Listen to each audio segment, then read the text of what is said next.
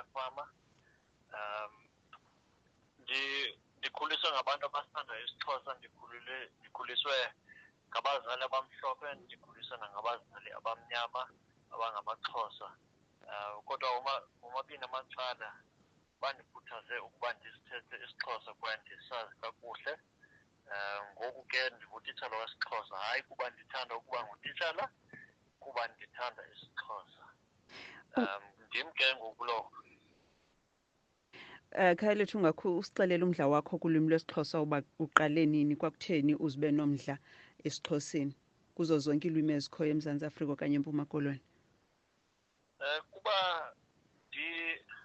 ndikhule ndingazazi ukuba andisingomXhosa ngebala, ibala lam limhlophe. Abanye ke ngoku abathetha isiXhosa abantsundu.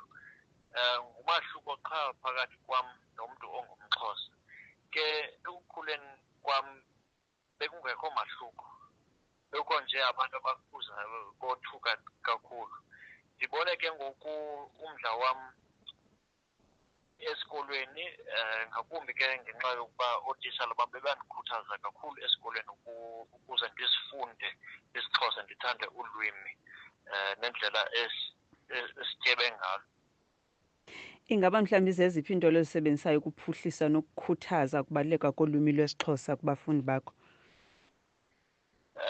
Ndizama kakhulu ke ngoku ukubonisa abantu indlela esingathi isiXhosa sidibanisa abantu ngayo. Ngakumbi ke ngoku ndizama ukusebenzisa unxibelelwano kakhulu namakhasi apho ukuze sibonise abantu ukuba isiXhosa singadibanisa abantu, ukuba sonke ke ngoku sifunde iilwimi zezinye iintlanga. Ingaba inkuthazo yakho kolwimi lwesiXhosa uyiququzelela kwabo bayintetho esisiXhosa kuphela okanye nakwezinye iintlanga ezintsundu?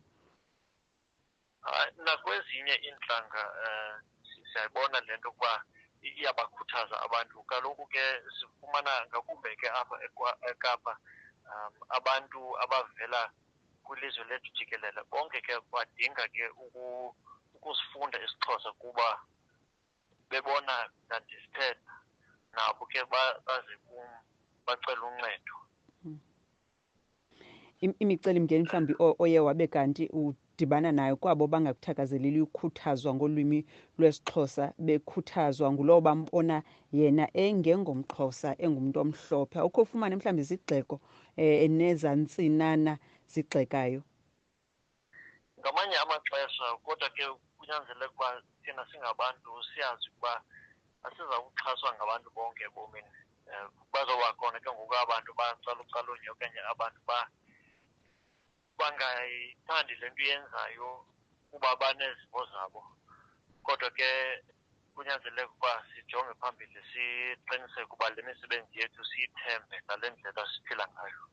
Ingabi ikhona mhlawumbi okanye ingakhuselwa njani intetho yesiXhosa khona ukuze nesizukulwana ngesizukulwana esizayo sizingce ngobuXhosa nangesinxibo? Ubuyaqaphela abo bantetho isiXhosa, abanye babo bathanda ukunxiba okanye ukuphuhlisa iimpahla zesisulu.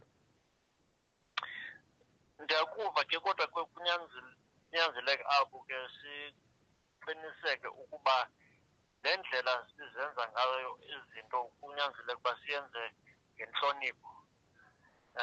Asinxibi nje kuba sifuna ukunxiba, kuba sifuna ukuthatha inkcubeko yabanye abantu, kodwa ke kunyanzeleka ukuba sinxibe kuba sifuna ukuyihlonipha le nto esimelayo ngaloo mini okanye ngokusinxiba isinxibo esithile. Kodwa ndingabakhuthaza abantu ukuba baqale kwiingcambu zabo phambi kokuba bayonxiba kwezinye iintlanga. Xa sisakuyeka ke Mr Plain, ingaba mhlawumbi uluvo lwakho kwabo bagxeka ngelithi abantu abathanda isiXhosa okanye abathanda ukuthetha isiXhosa basemva okanye ngabantu abangafundanga amaqaba ngelinye, ungakhuthaza uthini? Luthini uluvo lwakho?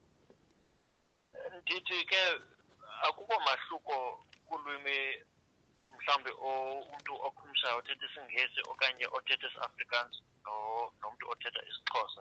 Kunyanzeleka ukuba senze ithuba lokuba isiXhosa siphumelele kwezoqoqosho nasemisebenzini ephezulu. Kunyanzeleka ukuba siyitshintshe sitshintshe le ndlela yokuba sisijongele phantsi isiXhosa.